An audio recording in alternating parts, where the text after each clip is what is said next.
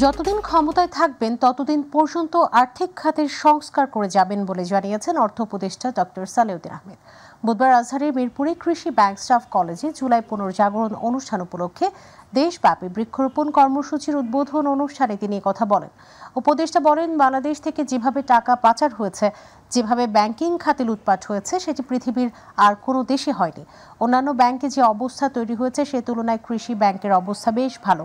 এছাড়া দেশে কৃষির বিপ্লবে কৃষি ব্যাংকের অবদান সবচেয়ে বেশি বলেও উল্লেখ করেন তিনি। বাংলাদেশ কৃষি ব্যাংক পরিচালনা পর্ষদের চেয়ারম্যান ডক্টর মোহাম্মদ জাহিদ হোসাইনের সভাপতিত্বে অনুষ্ঠানে বিশেষ অতিথি ছিলেন অর্থ মন্ত্রণালয়ের আর্থিক প্রতিষ্ঠান বিভাগের সচিব নাজমা মোবারক।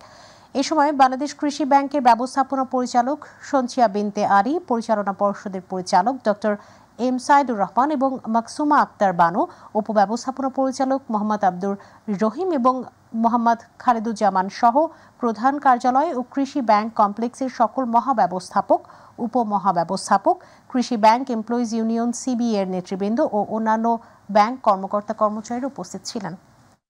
অত্যন্ত আমি বলবো সিগনিফিক্যান্ট।